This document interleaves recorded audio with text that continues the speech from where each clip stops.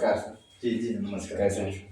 बहुत अच्छा। सबसे पहले तो मैं आपको बधाई देना चाहूँगा जो अभी आप विश्व सूत्री के अध्यक्ष बने, तो इसके बारे में कुछ बताइए कि ये क्या है और इससे आम जनता को आपके थ्रू क्या फ़ायदा मिलेगा, क्या-क्या चीज़ें होता है, इसके बारे में थोड़ा-सा बताइए। सबसे पहले आपको और आपके इस चैनल को मेरे तरफ से दिल से शुभकामना है और मैं शुभकामना पूरे आंध्र प्रखंड के 11 पंचायत के उन तमाम लोगों को देना चाह रहा हूँ, क्योंकि उनके बदौलत मैं अध्यक्ष बना हूँ विश्व सूत्री का, पार्टी की तरफ से, भारतीय जनता पार्टी की तरफ से। थोड़ी सी चर्चा करते हैं इस पे कि क्या है। विश्व सूत्री सरकार के माध्यम से गठित एक समिति है जो प्रखंड लेवल पर, जिला लेवल पे और प्रदेश लेवल पर बनता है।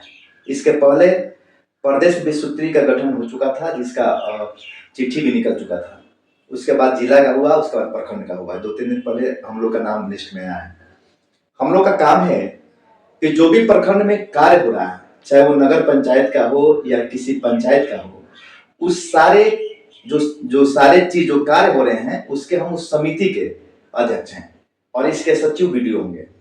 तो इसमें जो सदस्य हैं ये किस लेवल पे होते हैं और इनका मतलब कार्य बेसिकली क्या होता है कि जो ये सदस्य होते हैं, जो ये गठन होता है, तो इसके मान लीजिए कि जो सदस्य हैं, आप हैं और भी जो भी लोग हैं, पदाधिकारी लोग हैं, तो इनका कार्य बेसिकली क्या होता है और जनता को डायरेक्ट इससे क्या मतलब फायदा मिलता है? इसमें जिससे जिसकी सरकार होती है, जैसे एनडीए की सरकार चल रही है, तो इसमें हम लोग का जो है जनता दल यू यानी जेडीयू और भाजपा के और हम के उसके बाद से जो भी एनडीए घटक दल जो भी है उनके टीम के लोग होते हैं। जैसे मैं अध्यक्ष हुआ क्योंकि मेरी प्रत्याशी यहाँ से लड़ते हैं, जो भाजपा जिस विधानसभा से भाजपा के कोटे से विधायक लड़ते हैं, उस पार्टी के प्रखंड के अध्यक्ष को अध्यक्ष बनाया जाता है। तो मैं यहाँ का अध्यक्ष बना हूँ और उपाध्यक्ष कुंज बिहारी सिंह है, जेडीयू के अध्यक्ष हैं।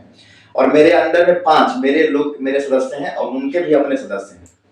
जिस दिन बैठक होती है, 2 महीने पर इसकी बैठक होनी है, और जिस दिन बैठक होती है इसमें अध्यक्ष, उपाध्यक्ष और हमारे सारे मेंबर जो इस कमेटी के विश्व सूत्री के जो मेंबर होते हैं वो बैठते हैं। हमारे बगल में इस समिति के सचिव बैठते हैं जो वीडियो के रूप में है, वीडियो सचिव बैठते हैं। वीडियो इस समिति के सचिव हैं। उसके बाद से आपका मेडिकल ऑफिसर बैठते हैं, सीओ साहब बैठेंगे, वीडियो बैठेंगे, यहाँ तक कि आपको एमओ बैठेंगे, बीयू बैठेंगे, माने जितने प्रखंड लेवल के ऑफिसर हैं वो बैठते हैं और उनके मार्फत जो काम हुए हैं प्रखंड में उस पर समीक्षा होती है। उस समीक्षा का नया काम का प्रस्ताव रखा जाता है और पुराने कार्य जो होते हैं उसकी जांच के विधि हम उसको उठाएंगे, इसकी जांच करानी है तो इसको जांच का भी प्रस्ताव डायरेक्ट डीएम का पाया जाता है, क्योंकि विश्व सूत्री का जो बैठकें होती हैं वो 7 दिन के अंदर डीएम के पास जाना अनिवार्य है और डीएम उस चीज को राज्यपाल के पास डायरेक्ट भेजते हैं। तो इसमें जनता को फायदा होगी।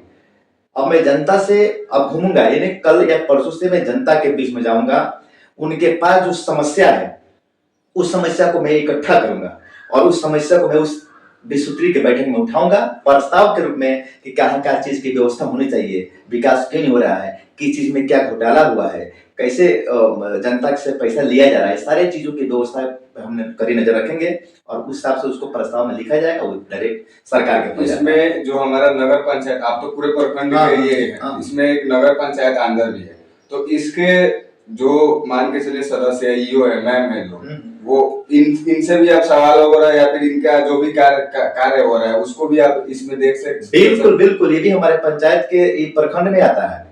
ईओ भी हमारे बैठक में बैठेंगे, ये हमारे प्रखंड के भी हिस्सा है, इसको अलग नहीं कर सकते हैं। तो इसको भी, इसमें भी जो काम हुआ है मैं उस पर आवाज उठा सकता हूँ मेरे। और इसके ये भी आते हैं कि पहले जैसे आम आदमी या कोई और नेता भी हैं तो उसको आरटीआई के तहत आपसे हम रिपोर्ट मांग सकते थे कि आपने कौन से काम करवाया, कितने में करवाया, क्या करवाया। विश्व सूत्री का इतना पावर होता है कि अध्यक्ष इस बैठक में प्रस्ताव को ला दे कि हमको ये अगले बैठक तक, चाहे 7 दिन के अंदर, चाहे अगले बैठक तक आप हमारी सारी चीजों को हमारे पास उपलब्ध करानी है, इस सूची को, तो उनको कराना है, क्योंकि ये विश्व सूत्री दूसरी चीज है, ये सरकार का एक अंग है। डायरेक्ट सरकार, डायरेक्ट डीएम से मतलब है। हाँ। प्रखंड का डायरेक्ट डीएम से और डीएम डायरेक्ट राज्यपाल से बात करते हैं। तो इसका एक सरकार का एक अंग है, ये कोई छोटी विश्व सूत्री नहीं होता है। जो भी पहले विश्व सूत्री में रहे हैं वो सब जानते हैं इसका कितना पावर होता है, या अफसर भी जानते हैं। जनता को इस चीज का, क्योंकि जनता को पता रहे ना कि हाँ, जैसे मान के चलिए कोई पदाधिकारी है, कुछ भी है और जनता फेस कर रही है, तो उसके पास एक इजी वे रहेगा आपसे डायरेक्ट कनेक्ट करने का। बिल्कुल। कि हाँ भाई, मैं इनके पास जाऊंगा, ये उस बात को वहां डायरेक्ट डीएम के पास पहुंचा सकते हैं या फिर वीडियो के पास पहुंचा देते हैं। अगर कोई पैसा लेता है कि जनता के हित में कोई काम नहीं करता है, तो उस चीज को वो मेरे पास लाएगा, उस चीज को मैं उठाऊंगा, और जब मैं उठाऊंगा तो मैं उसके संबंध जो अफसर होंगे, अगर नगर पंचायत में कोई गड़बड़ी है तो मुझे ना किसी चेयरमैन से पूछना है, ना चेयरमैन से पूछना है, ना वार्ड से पूछना है, अब मुझे किसी से नहीं पूछना, अब मुझे डायरेक्ट ईओ से पूछना है कि आपने इस चीज का पेमेंट क्यों किया, ये चीज ऐसा बना है तो आपने ऐसा क्यों किया, इसका रिपोर्ट हमको चाहिए, वो हमको देगी, क्योंकि हमको अफसर से बात करना है। विसूत्री का अध्यक्ष ना किसी नेता से बात करता है, ना किसी वार्ड से बात करेगा, ना किसी मुखिया से बात करेगा, वो डायरेक्ट बात करेगा उस विभाग के अफसर से। और ये जो 20 सूत्री है, किसी भी मतलब जो भी, या मान के चलिए कि नगर पंचायत अंदर है या फिर अंदर प्रखंड है, जहाँ भी मुखिया है जिसके अंदर में आते हैं, इनके काम में डायरेक्ट हस्तक्षेप डाल सकते हैं। ये 20 सूत्री का अध्यक्ष, उपाध्यक्ष सचिव के साथ प्रखंड के किसी भी स्कूल की जांच कर सकता है, उसका चिट्ठी आएगा तो उसमें लिखा होगा, वो मेडिकल का कहीं भी जांच कर सकता है, वो एमओ के राशन कार्ड यानी पूरे डीलर की जांच कर सकता है, वो आंगनबाड़ी की जांच कर सकता है। इतनी पावर विसूत्री को है, सचिव के साथ वीडियोग्राफी उस चीज को करा सकता है, इतनी पावर है। इतनी पावर है कि अगर कोई टीचर समय से नहीं पहुंचता है स्कूल तो उसके पेमेंट काटने का अधिकार भी सचिव को है। यानी सचिव हमारा क्या होगा, वीडियो होगा, हम वीडियो के साथ उसकी जांच कर सकते हैं और इसका जवाब हम बीओ से मांग सकते हैं। इतनी विसूत्री की पावर होती है। चलिए, मतलब लोगों को समझ में आना चाहिए कि विश्व सूत्री क्या है, और ये चीज क्लियर भी रहना चाहिए, क्योंकि लोग सोचते हैं विश्व सूत्री समझ में नहीं आता है। मेरा ये क्वेश्चन पूछने का मतलब कि लोग भी इसको मतलब तरीके से मतलब पूरा अवगत हो जाए कि हाँ ये क्या है और इससे क्या फायदा हो सकता है। ये विश्व सूत्री सरकार का जो कार्यक्रम, जो योजना चल रही है, उसको जन जन तक कैसे पहुंचाना है, उस चीज को कैसे जमीन पे उतारना है, उस संबंधित पदाधिकारी को हमसे पूछने का अधिकार विश्व सूत्री के अध्यक्ष को है। नल योजना है तो क्यों नहीं लागू हुआ, इसमें यहाँ व्यवस्था क्यों नहीं हुआ, ये शिक्षा है, बीओ साहब से पूछने का अधिकार है कि यहाँ पे टीचर समय से क्यों नहीं पहुंचते हैं, बच्चों को मिड डे मील में इतना खाना क्यों नहीं मिलता है। हम जाके अगर हॉस्पिटल में भी जांच कर सकते हैं कि यहाँ बेड क्यों नहीं है, यहाँ ऑक्सीजन की व्यवस्था क्यों नहीं है, यहाँ डिलीवरी की जो समस्या है वो ऐसा क्यों है, यहाँ के नर्से ऐसे क्या करते हैं, ऐसा क्या करते हैं, हमको जांच करने का अधिकारी है। ये विसूत्री सरकार का योजनाओं को जमीन तक, आमजन तक पहुंचाने का एक समझिए कि एक माध्यम है विसूत्री, जिसमें हम 20 मेंबर होते हैं, 15 मेंबर होते हैं, दोनों तीनों पार्टी के, और वो हम जब बैठेंगे तो इस आवाज को उठा सकते हैं। और इसके सारे सिस्टम है, ऐसा नहीं है कि इसको मुख से उठाएंगे, वो ऐसे उसको नकार देंगे, ऐसा बोल देंगे, नेता वाला काम नहीं है। उसका लिखाता है, उसको जो भी हम बात करेंगे, जो भी हमारे मेंबर सब उसको उठाएंगे, उस सचिव के सामने उसको लिखा जाता है और उसकी चिट्ठी बनती है कि अगर ये चीज प्रस्ताव ये है कि बीओ साहब ने या मेडिकल ऑफिसर ने या ईओ साहब ने ऐसा गलती किया तो ऐसा क्यों किया, ये आवाज उठता है, उसका ड्राफ्ट बनता है, ड्राफ्टिंग की जाती है। इसके बहुत लंबा चौड़ा है, ऐसा नहीं कि इसको लिपापोती कर देंगे, ऐसा हमने बोला आपने ऐसा बोला हाँ ठीक है अगले में, नहीं, उसको उस सारे चीज को मोहर लगता है, सचिव की साइन होती है, उसको उस चीज को प्रेसिडेंट को जो कॉपी होता है उसको डीएम के पास भेजता है, डीएम उसको राज्यपाल के पास भेजता है, ये सिस्टम होता है, इसलिए इसको लिपापोती नहीं की जाती है। आप जो ये पॉलिटिक्स हो गया, अपना राजनीति हो गया, बीजेपी से आप जुड़े हुए हैं, जमीनी से जुड़े हुए हैं, हर एक कार्यक्रम में हर जगह अपना एक्टिव रहते हैं। अभी एक नई पार्टी बनी बिहार में, प्रशांत किशोर जी ने एक पार्टी बनाई है, तो अभी उन्होंने एक रैली भी किया था, ठीक है, अभी जस्ट गांधी मैदान में रैली हुआ था। उनका एक आरोप है, बीजेपी और जदयू पे एक आरोप था कि जो उनके बात उनका जो हुआ था उसमें भीड़ जिस हिसाब से आई थी, तो उनका कहना था कि ये बीजेपी और जदयू का मिली मिलाप है, जिसके वजह से इन्होंने मेरा जो ये सम्मेलन था उसको हैक कर लिया। इस पे आप क्या बोलना चाहेंगे? नहीं, बीजेपी का इतनी छोटी छोटी हरकतें बीजेपी थोड़ी ना करती है। ऐसा होता है ना कि जब लोमड़ी को कई अंगूर नहीं मिला तो अंगूर खट्टा हो गया। हमारी प्रशासन तो लगी थी कि आपके लोग पहुंच जाए, आपके लोग पहुंचे नहीं, आपके लोग लेट से पहुंचे, और आप 4 बजे तक आपके फील्ड में कोई लोग नहीं था। आप एनडीए सरकार को कह रहे हैं कि पहुंचने नहीं दिया।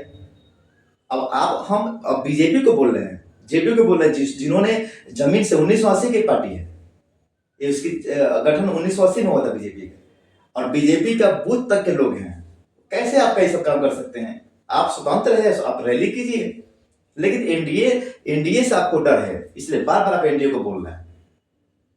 कुछ राजनीतिक विशेषज्ञ, मैंने बहुत सारा इंटरव्यू भी देखा है, जहां तक कुछ लोग बोलते हैं कि ये बीजेपी के बी टीम है, बस दिखा रहे हैं ऐसे, लेकिन है बीजेपी के बी टीम। और ये महागठबंधन वालों की तरफ से ऐसा कुछ है कि ये ऐसा, मतलब इंटरव्यू वगैरह में बहुत सुना जाता है कि प्रशांत किशोर पार्टी बनाए हैं बीजेपी को सरकार सत्ता में नहीं लाने नहीं, के ऐसी लिए। कोई बात इस पे आप क्या?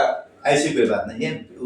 किसी से उनको ना फायदा है ना नुकसान है, वो अपना समझेंगे। हमारी इस बार सरकार आने वाली है, बिहार में 242 सीटें हैं और हम लोग 200 से पार सीट जीतेंगे। एनडीए की सरकार बनेगी, नीतीश कुमार मुख्यमंत्री बनेंगे और फिर से हम 5 साल सरकार को चलाएंगे। फिर से और मुख्यमंत्री बिल्कुल नीतीश कुमार के चेहरे को लेकर ही हम लोग आगे बढ़ेंगे। और इस बार आने वाले 2-4 महीने के अंदर में ही चुनाव होने वाले हैं, अक्टूबर नवंबर में चुनाव होने वाले हैं। हम नीतीश कुमार के चेहरे को लेकर बिहार में आएंगे और फिर बहुमत के साथ हम 5 साल सरकार चलाएंगे। और डबल इंजन की सरकार लोगों के जन तक सारे समस्याओं का समाधान करेगी और इस बार बिहार में फिर इतिहास रचेगी। और इस बार हमारे अमित शाह गृह मंत्री, भारत सरकार को उन्होंने बोला है कि इस बार 5 साल यदि हमारी सरकार बनती है और बनेगी तो हम बाढ़ मुक्त बिहार को करेंगे। क्योंकि हम भारत के साथ साथ बिहार की जो स्थिति है वो कृषि प्रधान बिहार है, लेकिन इसके 2 भाग है। इसकी अगर हम उत्तरी बिहार की बात करें तो यहाँ हमेशा बाढ़ के चपेट में आ जाता है, हमेशा यहाँ की अनाजी दह जाती है, खेत खलिहान नष्ट हो जाते हैं। तो उस बाढ़ को बचाना है, उस बाढ़ से उस बिहार को बचाना है, ताकि लोगों को अधिक से अधिक अनाज मिले, अपनी खेती अच्छे से कर ले, लोगों का घर बन जाए। तो हमारे अभी आए थे गोपालगंज में हमारे केंद्रीय मंत्री, गृह मंत्री अमित शाह जी, तो उन्होंने कहा है कि इस बार हमारी सरकार बनती है बिहार में तो हम बिहार को बाढ़ मुक्त करेंगे, यहाँ से बाढ़ की समस्या को खत्म कर देंगे। तो हम जनता से बाढ़ तो देखिए, बाढ़ के साथ साथ जहाँ तक लग रहा है बिहार को ना, मतलब अभी जो बजट हुआ था जिसमें बिहार को लेकर बहुत सारी चीजें सारे स्टेट ने बोल दिया था कि ये तो बिहार का बजट है, ये केंद्र सरकार का बजट नहीं है। जिस हिसाब से अब बजट में भी बिहार को वो जगह दिया जा रहा है, मिल रहा है, उस हिसाब से जिस तरीके से पलायन होती है, हमेशा इस चीज पे चर्चा होती है कि बिहार से हमेशा पलायन होती रहती है, लोग जाते रहते हैं बाहर कमाने के लिए। औद्योगिक क्षेत्र पे जो औद्योगिक विकास है उस पर भी जोर नहीं दिया रहा है। तो इस चीज में जहां तक, जैसे हम युवा हैं, हम नौकरी की तलाश में बाहर जाते हैं और हमारे साथ हम बहुत सारी चीजें फेस करते हैं। बिहारी, एक तो बिहारी शब्द ऐसा हो जाता है कि लोगों को लगता है कि गाली है, इस तरीके से बिहार को ऐसे लोग देखते हैं। तो औद्योगिक क्षेत्र में, टेक्निकल क्षेत्र में कितना कब तक ये चीजें? देखिए 2000 मतलब 15-20 साल पहले, 2005 के पहले बिहार की स्थिति ऐसी हो गई थी, बाहर के जो कंपनियां थी बिहार में आने से डरते थे, क्योंकि माहौल यहाँ वैसा ही था। दिन में बाइक छीन लेना, लोगों को डराना, मर्डर करना, हत्या करना, बलात्कार करना। तो जहाँ की कोई भी व्यक्ति हो, जहाँ माहौल अच्छा होता है वहीं लोग जुड़ता है।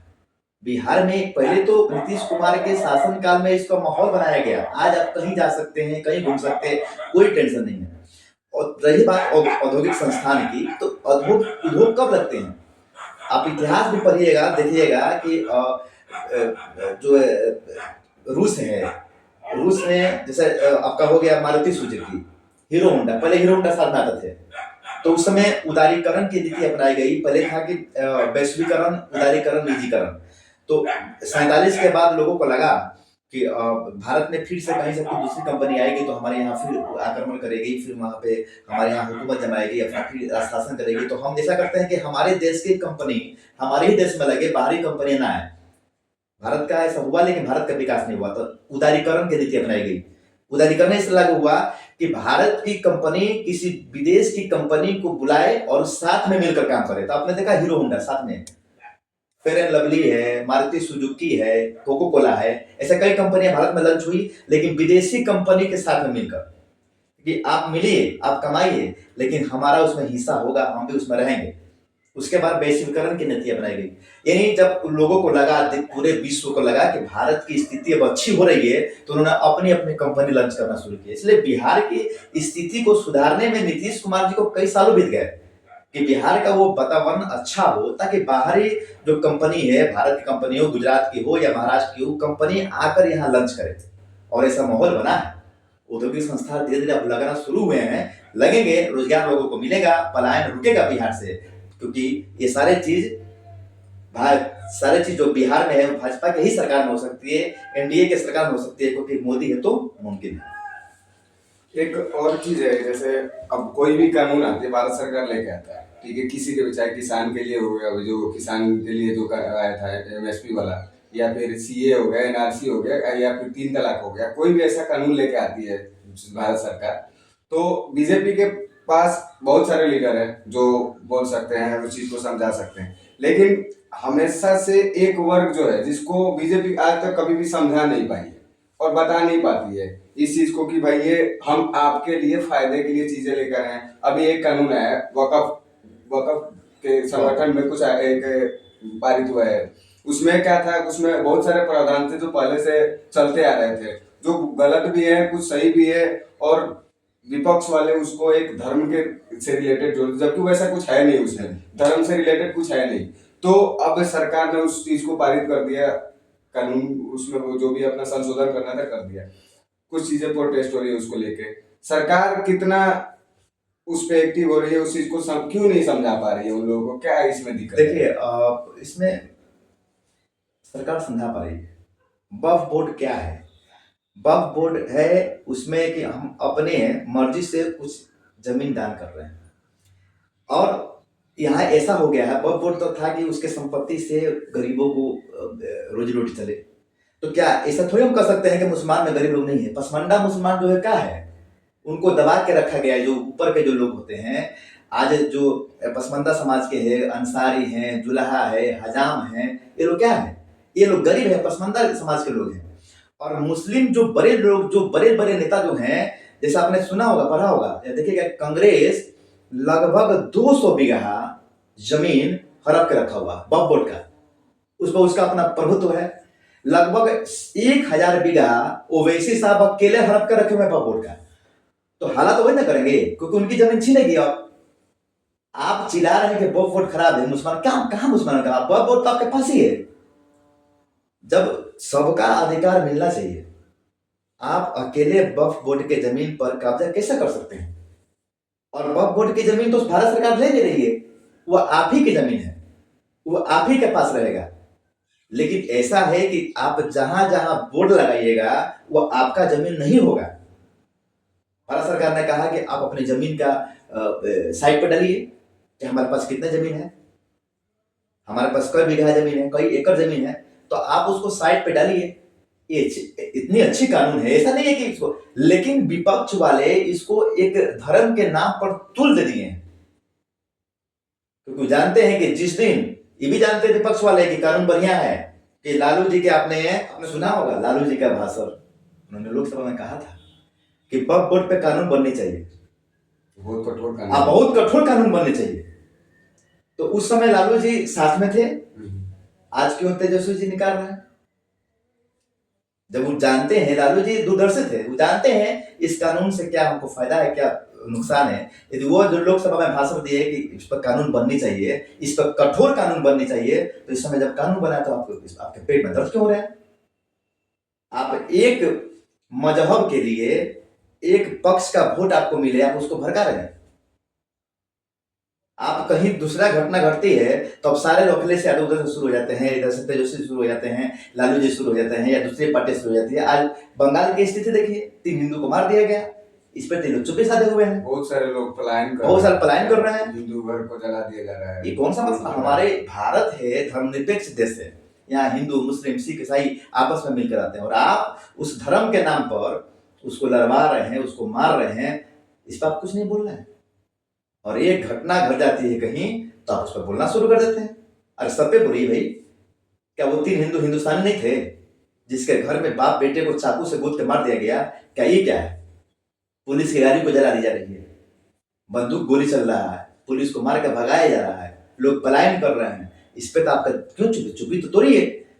हम यही बिहार के मुख्यमंत्री, जो पूर्व के उप मुख्यमंत्री थे, मैं उनसे पूछना चाह रहा हूँ, कह रहे बताइए आप क्यों चुप्पी साधे हैं? ममता बनर्जी आप ही की टीम की है, आप वहां प्रचार करने के लिए जाते हैं, उनके साथ बैठने के लिए जाते हैं, इंडी गठबंधन में आप मिलने जाते हैं ममता बनर्जी से, तो क्या आप उनसे बात कीजिए कि ऐसा क्यों हो रहा है? केंद्र शासित प्रदेश की मांग हो रही है कि आप वहां पे केंद्र की व्यवस्था से पुलिस वहां पर केंद्रीय बल का पुलिस को उतारा जा रहा है, तब वो शांति हो रहा है। वो सब हैदराबाद में तहलका मचाए हुए हैं, क्या इसका मतलब बनता है? ओवैसी साहब पहले अपनी जमीन को छोड़ दे, 1000 बीघा वो सब अकेले लेके बैठे हुए हैं, वक्फ की मस्जिद पर वो अब कब्जा करा के बैठे क्या हैं। राज्य सरकार को ऐसा हक है, कोई अधिकार है कि अगर भारत सरकार के संसद से कोई कानून पास होती है तो वो उसको लागू नहीं कर सकते हैं? ऐसा कोई अधिकार इनके पास है? देखिए, अपनी अपनी राज्य सरकार की एक क्षमता होती है, ऐसा हो सकता है, लेकिन जो कानून पास हो गया कानून को तो लागू करना पड़ेगा। आप प्रेशराइज नहीं कर सकते हैं, मैं नहीं करूंगी। अरे कब तक नहीं कीजिएगा? राष्ट्रपति का बात नहीं मानिएगा, प्रधानमंत्री का बात नहीं मानिएगा, लोकसभा से जो पास हुआ कानून को नहीं मानिएगा, तो किसको मानिएगा? अपना कानून लागू कीजिएगा।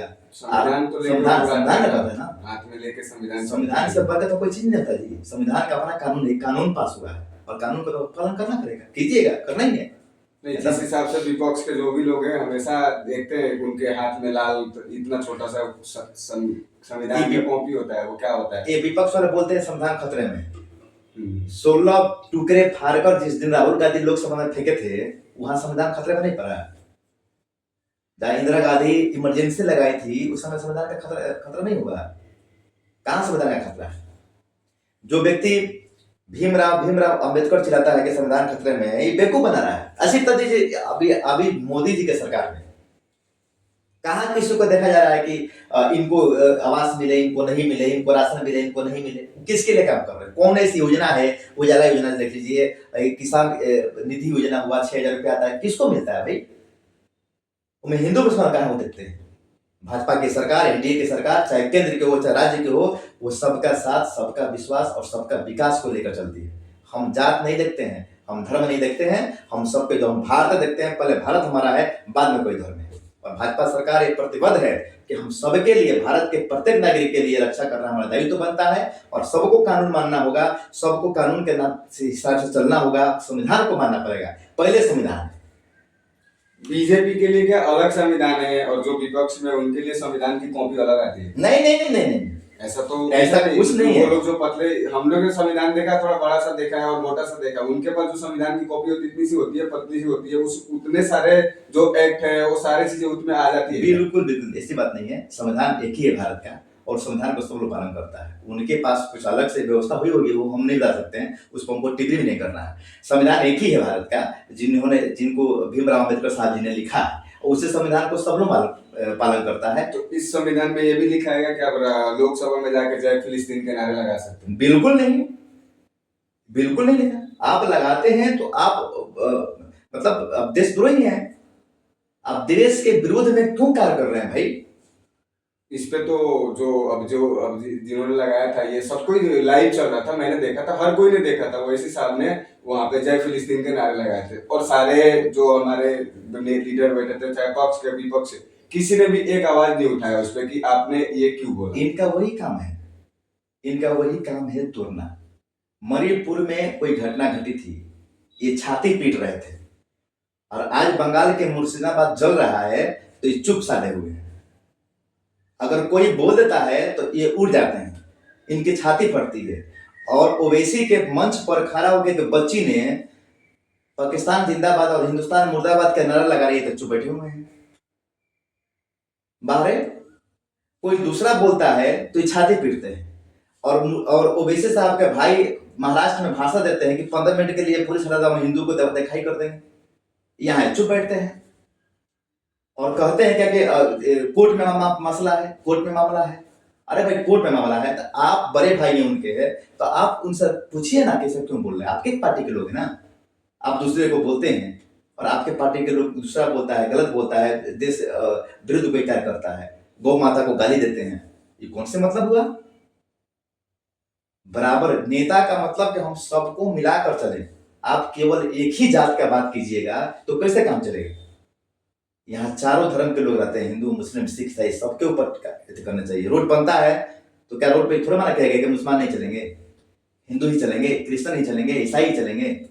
रोड सबके लिए बनता है, हॉस्पिटल सबके लिए है, उस समय तो आप नहीं पूछते हैं।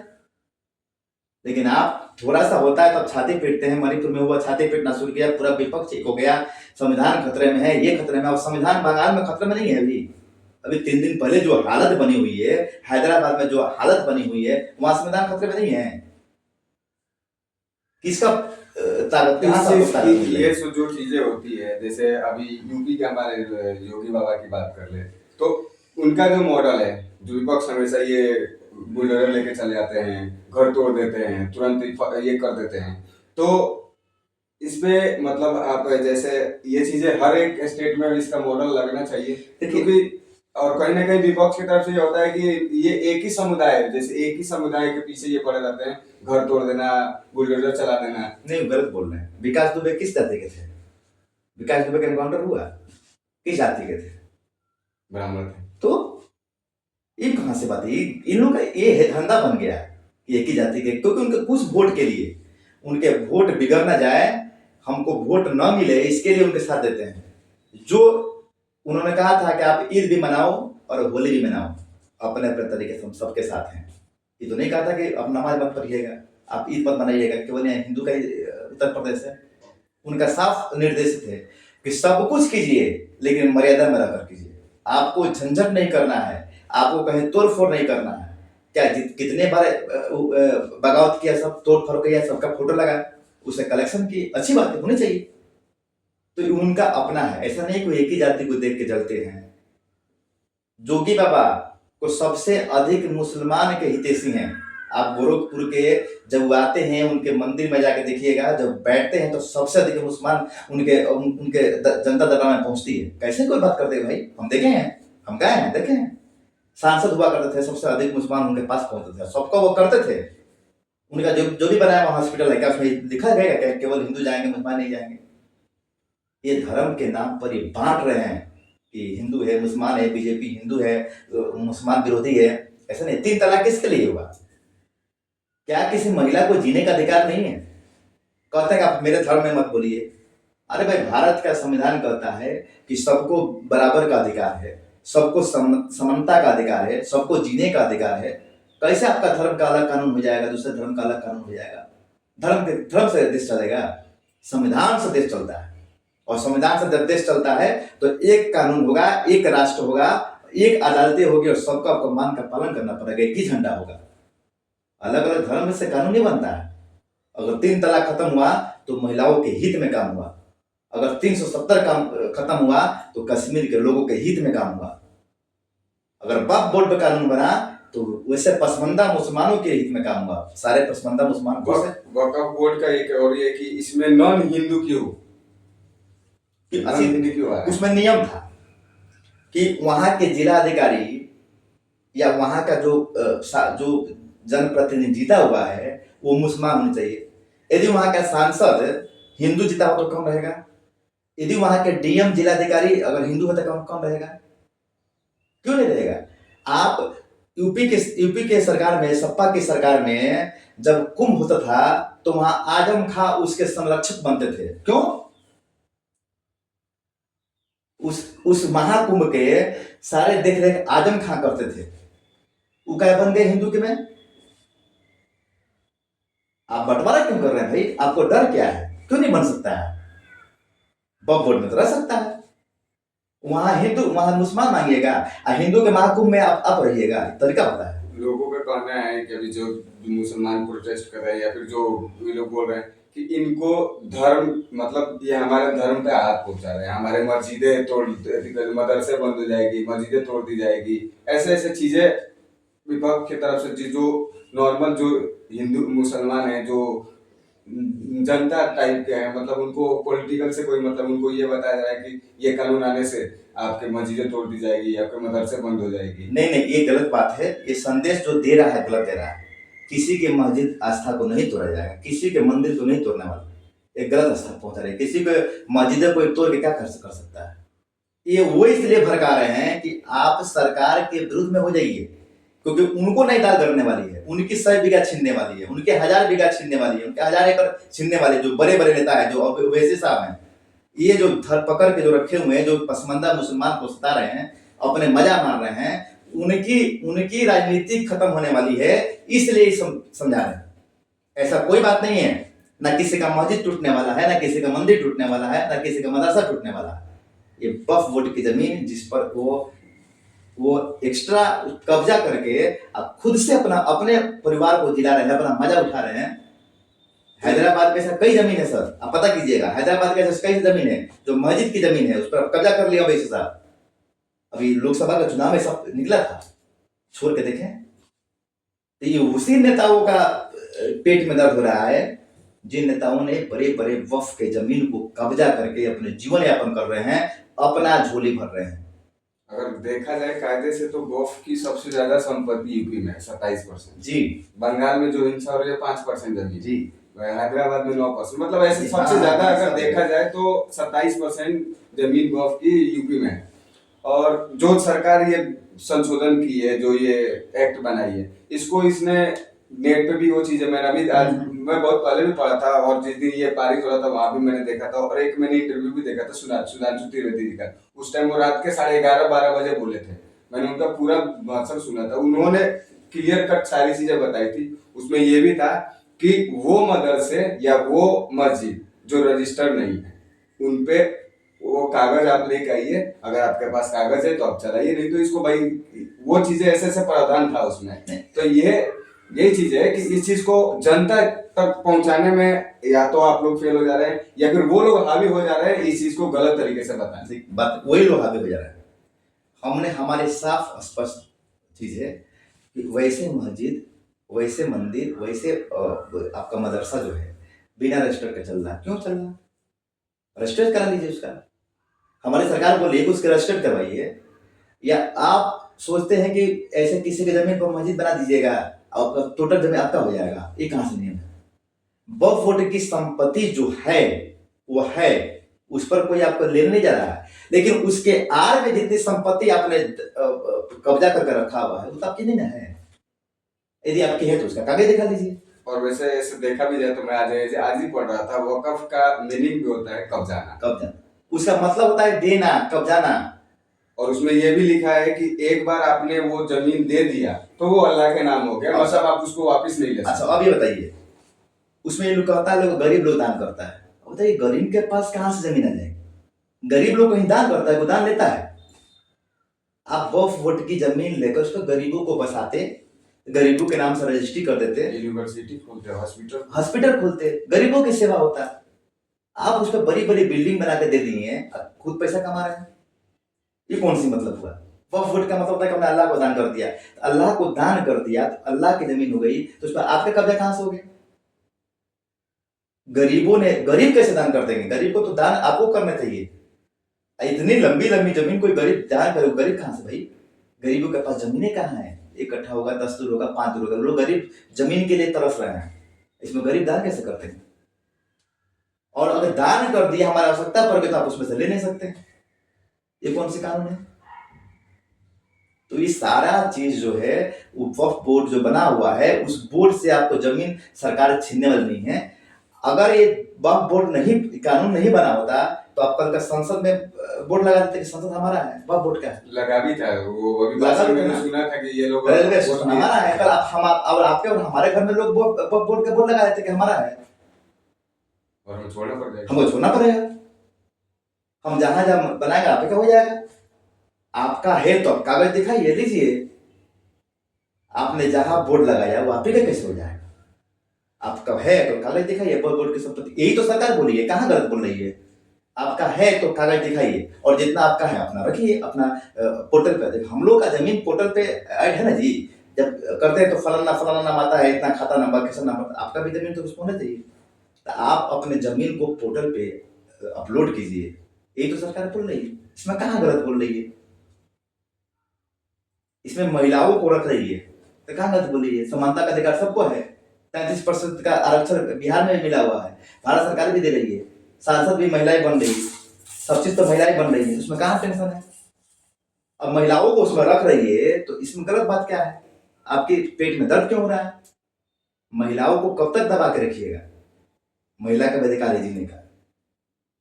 तो ये सारे चीजें है, इस पर विपक्ष इसको हावी हो रहा है, इसलिए कि हमारी तरफ से हमारे संपत्ति खत्म हो रही है, हमारा जो कब्जा है वो खत्म हो जाए। मतलब हमेशा बीजेपी के ऊपर, जैसे अभी देखा जाए तो खास समुदाय, हर एक समुदाय के लिए पार्टी है लड़ने के लिए। अगर अभी पूरे भारत में देखा जाए तो हिंदू समाज के लिए एक बीजेपी है जो खुल के लड़ती है, करती है, सनातन धर्म हो या फिर हिंदू धर्म हो, उसके लिए खड़ी होती है। बट कहीं ना कहीं बीजेपी पे ये भी आरोप लगता है कि वो वेट करती है।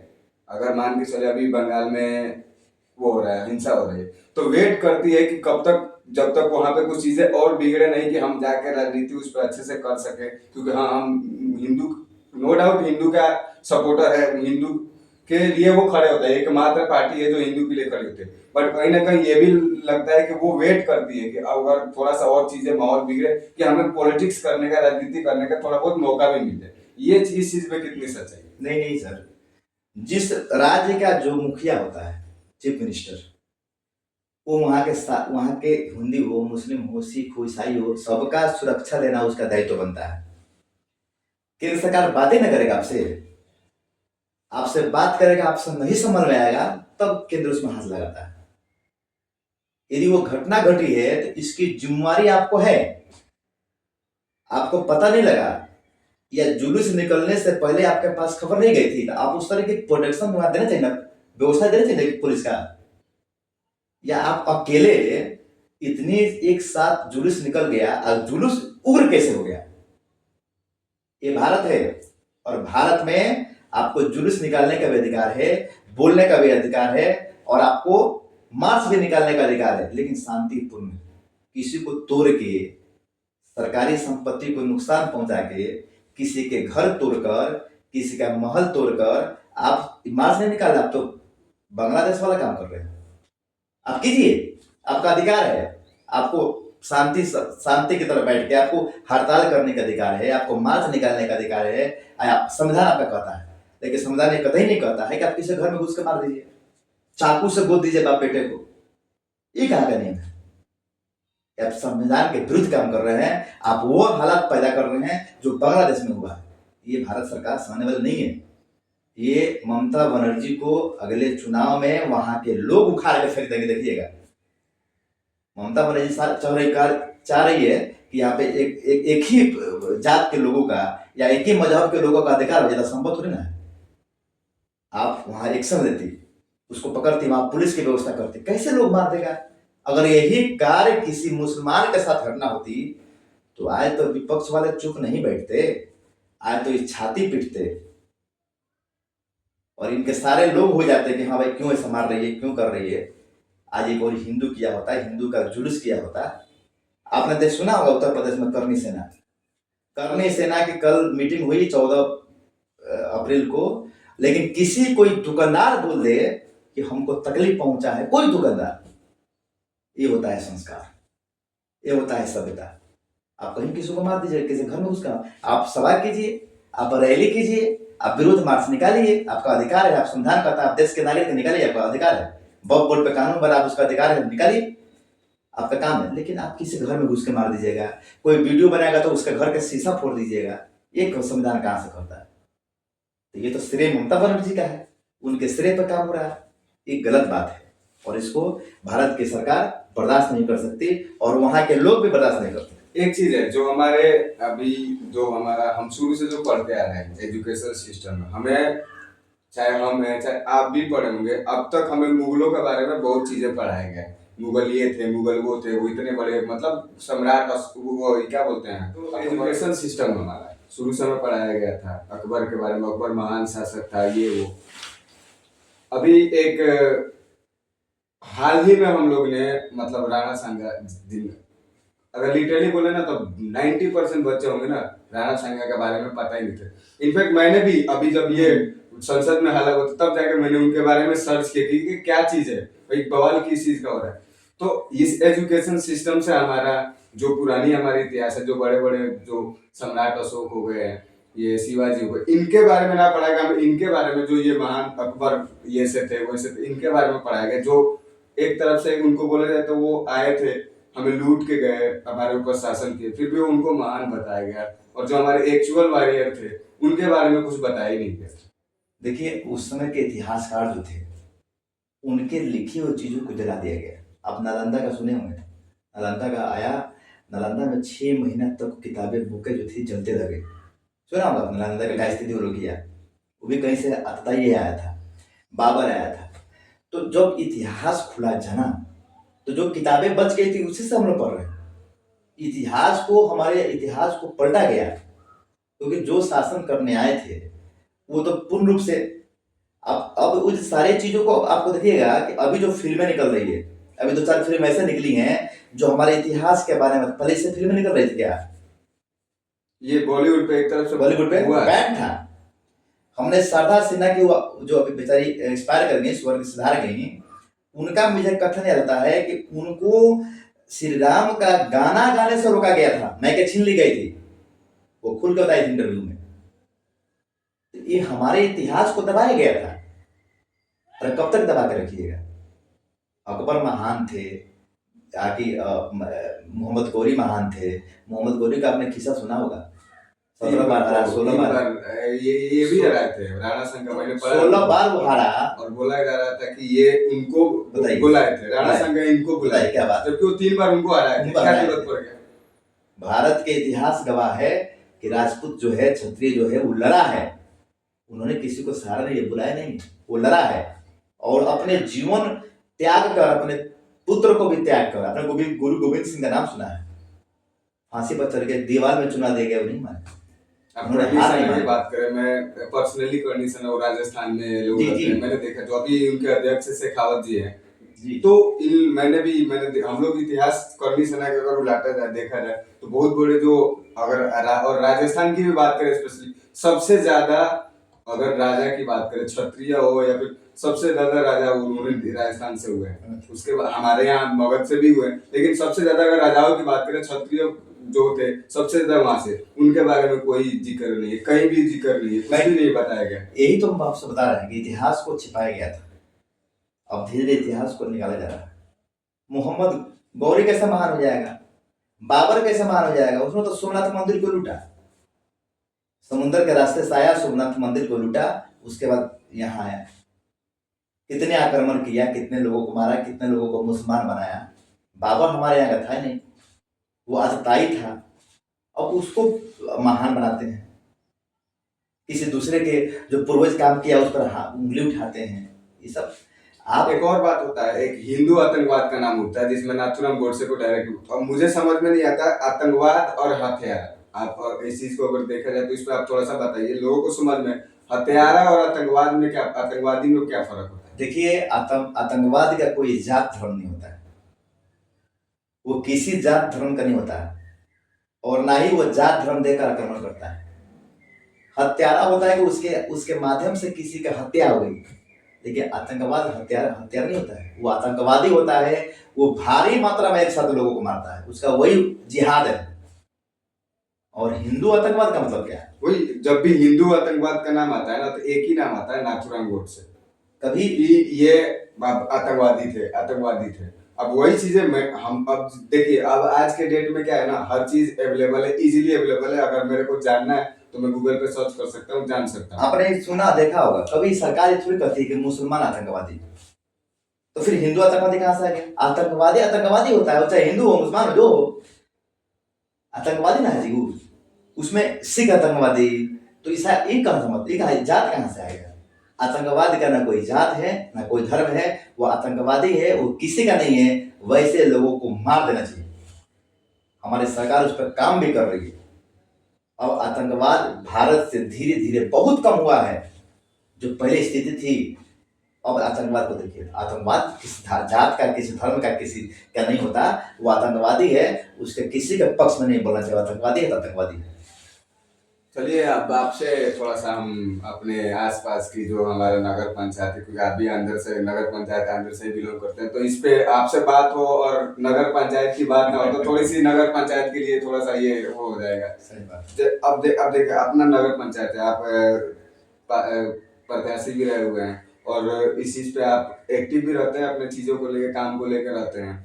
कुछ चीजें होती है जहाँ पे आप लोग बोलते हैं, आपके तरफ जो अब कोई मुद्दा होता है, आपने वहाँ पे गए, आपने बोला, उस पे जो पक्ष में बैठे हैं वो आप लोग के ऊपर कुछ लगाते हैं कि नहीं, वो लोग जबरदस्ती चीजों पे जाके जबरदस्ती कर देते हैं। जैसे हम लोग कोई एग्जाम्पल के लिए, मैं पक्ष में कोई काम किया अब उनके तरफ से ये, मेरे तरफ से ये लगाया जाता है कि आप वहाँ पे जबरदस्ती लोगों से साइन करा के, लोगों से मतलब जबरदस्ती करा के आप इस चीज को काम लो, हमारे काम में आप दखल अंदाजी कर रहे हो जबरदस्ती। इसी तरीके से आप लोगों के ऊपर मतलब आरोप लगाया जाता है। इस पे आप लोग क्या चीजें? देखिए सर, सरकारें आती है जाती है, किसी की सरकार, किसी का भारत, किसी का बाप का नहीं, सही बात है। और रही 5 साल, जनता 5 साल के लिए चुनती है और आप उसको सोच रहे हैं कि वो मेरा ही है, मैं ही सब कुछ कर लूँ। हमने कई जगह सुना भी है, देखा भी है, लोग कहता है कि यदि आपकी पत्नी चुनाव लड़ती है, आपकी पत्नी जीत गई तो उन्हीं को आना चाहिए मीटिंग में। बात सही है, एकदम फैक्ट है, ये फैक्ट है, सही एकदम फैक्ट है। तो आप बोलने से पहले ये भी तो सोचिए कि आपको भी तो आपकी जो लोग जीता है उन्हीं को आना चाहिए। जो बात बोलता है वो सही बोलता है कि जो जीता चुनाव उसी को आना चाहिए। यदि सुभाष सिंह ने चुनाव जीता तो सुभाष सिंह ही जाएंगे, सुभाष सिंह की पत्नी नहीं जाएगी। यदि आपने चुनाव जीता तो आप बैठना चाहिए। उसी प्रकार आपने भी चुनाव जीता तो आप ही आइए, आपके बेटा ना आए, आपके मालिक ना आए, आपके पिताजी ना आए, आपके भाई ना आए। ये होना चाहिए नहीं चाहिए? लागू जो कानून आप पे लागू होगा वही कानून हम पे भी लागू होगा, वो सब पे लागू होगा। तो जिस दिन से ये बात हो जाएगी तो खत्म हो जाएगा। यदि गलती आप करते हैं तो हम करते हैं तो इसमें मिली भगत है। आप भी तो वही काम करते हैं जो हम करते हैं। यदि हम अपने पत्नी को भेजते हैं, हम चाहे मेरी पत्नी जीती है तो हम आते हैं, चाहे मेरी पत्नी जीती है तो डैडी को भेजते हैं, चाहे किसको भेजते हैं, चाहे जो भी हो, प्रत्याशी के नाम प्रत्याशी के नाम पर। हाँ, ये तो आप भी तो किसी दूसरे के नाम पर आकर बैठते हैं ऑफिस में, आपको तो बैठने का अधिकार नहीं है। आप भी तो वही काम करते हैं चाहे जो हो। एक ये भी है कि इसका कहीं उल्लेख है क्या, प्रतिनिधि, वार्ड प्रतिनिधि, चेयरमैन प्रतिनिधि, इसका क्या उल्लेख है? मतलब प्रतिनिधि ये होता है कि उस व्यक्ति का बहुत से काम पड़ जाने के कारण वो हर जगह नहीं घूम पाता है, तो उसका प्रतिनिधि घूमता है कि वो एक माध्यम होता है, माध्यम। आप, मैं जीता हूँ, कैंडिडेट हूँ, तो मैंने आपको प्रतिनिधि बना दिया इसलिए कि अगर हम कहीं न रहें तो मेरे जो जनता की समस्या है वो आपसे आप मेरे पास पहुंचाए, नहीं कि मेरी कुर्सी पर बैठ जाइए। प्रतिनिधि का मतलब होता है हम भी रह चुके हैं, हमारे यहाँ भी सांसद प्रतिनिधि लोग थे, तो सांसद के कोटा में थोड़ी कुर्सी पे थोड़े बैठ जाएंगे। प्रतिनिधि मतलब कि वो वहां के समस्याओं को लेकर आए, सुनकर आए और अपनी जो जीते हुए प्रत्याशी है उनसे बोले कि भाई यहाँ तक ये समस्या है, उसका समाधान कीजिए। और विपक्ष लोकतंत्र का सबसे मजबूत स्तंभ होता है। हमने कहीं भी सुना है कि आप झुकमुट का साइन करा लीजिए, कैसे साइन करा लीजिए? जनता भोली भाली है। और ध्यान दीजिएगा, कोई ऐसा काम जो कई सालों से नहीं हुआ हो, कई सालों से नहीं हुआ हो, या कोई खूब प्यासा हो, एग्जाम्पल के तौर पर खूब प्यासा हो और उसे नाली का पानी दे दीजिए तो जीने के लिए वो पी लेता है, वो बोलता नहीं है। उसी प्रकार जनता के आगे नाला बन रहा है, रोड बन रहा है, तो वो त्रस्त है उस चीज से कि वो आज तक नहीं बना। यदि आप बना रहे हैं तो उसी से उतना खुशी मिल जाता है कि बन तो रहा है। वो क्या जानता है कि आप नाला का पीसीसी था, आगे 3 फुट गहरा करना था, कि 2 फुट ऊपर करना था, आगे दीवाले पर चढ़ा के पुराने ईंटों से जोड़ के ढा देना था, वो क्या जानता है? वो जब एस्टीमेट निकलता है तब पता चलता है। दूसरी बात, हमने ये भी कहीं कहीं सुना है कि जो वार्ड का जो लोग हैं वो अपने वार्ड का में देखभाल करें, दूसरे वार्ड में क्यों घुसते हैं? ये तो मैं भी कर रहा हूँ। तो फिर 3 नंबर का वार्ड 8 नंबर में क्यों जाता है? 6 नंबर का वार्ड 5 नंबर में क्यों जाता है? 2 नंबर का वार्ड 3 नंबर में क्यों जाता है? क्यों जाता है? ये सब पे नाराज होती है जी। 8 नंबर वार्ड में कोई घटना घटी तो 2 नंबर वार्ड वहां काम करवा रहा है, 3 नंबर वार्ड काम करवा रहा है, 5 नंबर वार्ड काम करवा रहा है, क्यों जाता है? आप भी अपने वार्ड में देखिए ना, आपको भी भ्रमण करने के क्या हो सकता है? आप भी तो वार्डे हैं। दूसरी बात, ये जो अभियंता होते हैं, जो एस्टीमेट बनाते हैं, वो बेवकूफ आदमी थोड़ी है। वो जब एस्टीमेट बनाते हैं तो थोड़ी दूर देखते नहीं है कि इस पीसीसी करना है तो कितने गहराई में हम नाला को रखेंगे और कितने मिट्टी को भरेंगे, वो आप दिमाग दीजिएगा तो करेगा। आप नेता हैं और वो उसी काम के लिए बहाल हुआ है, वो पढ़ के बहाल हुआ है, उसको पता है कि इसमें कितने फीट का रड लगाएंगे और कितने फीट ऊपर करेंगे तो फलाने का पानी इसमें पास करेगा। आप पैसा कमाने के लिए, घूस कमाने के लिए, कमीशन कमाने के लिए कम बनवाइएगा तो क्या करेगा? आप उसको मजबूर करके करते हैं कि इतना कीजिए, तो एस्टीमेट उसे लीजिए, वो करेगा। 4 लाख का आप मान लीजिए 520 फीट है, आपका 420 फीट पास हुआ, काहे 520 फीट काम करवाएंगे? क्यों करवाएंगे? करवाते हैं तो क्यों करवाते हैं? आपको कहीं से फायदा है तभी ना 600 फीट करवाते हैं। हम आपको 50 रुपए देंगे कि मार्केट में जाकर सब्जी के लाइए, तो आप 50 रुपये काहे से रुपये का लाइएगा? तो कहीं ना कहीं 50 रुपये में से चुराइएगा तभी 100 रुपये का लाइएगा। जानवी तो है। जब 420 फीट आपको एस्टिमेट बन गया तो 400 फीट 21 फीट क्यों बनवा रहे हैं? 420 से बनवाई ना, उस जनता से कहिए कि इतना ही दूर का पास हुआ है, ये देखिए एस्टिमेट। इतना मोह दया क्यों? इतना जनता के प्रति मोह दया क्यों? जनता को बेवकूफ समझ रहे हैं। जिस दिन जनता आ जाएगी ना, सीट छोड़ के भागना पड़ेगा। 300 फीट है तो जब नापता है स्कूटी जो भी है, जब नापता है तो उसको कहीं ना कहते 350 फीट कर दीजिए। काहे 300 फीट का पास कराते हैं? क्यों? एस्टिमेट में तो उसको 2 बार लीजिए उस काम को। जो पढ़ के आया है, जो नौकरी पाया, वो बेवकूफ थोड़ी है। सरकार उसको बाहर के बेवकूफ थोड़ी है, आपके दिमाग चलेगा। आप उसको जबरदस्ती करवाते हैं तो वो सब बनता है। आरसीसी का नाला है तो आप अपना दिमाग मत लगाइए। जब आरसीसी है तो आरसीसी कीजिए, पीसीसी है तो पीसीसी कीजिए। वो कैसे बनेगा? वो एस्टिमेट में लीजिए कि 4 लाख का ना 7 लाख लगेगा, एस्टिमेट देगा। आप लेते हैं आरसीसी का, पीसीसी का काम लेते हैं, ईटा जोड़वा के नाला बनाते हैं, कहते हैं कि लोग जबरदस्ती साइन करवा रहा है। ये क्या करनी है?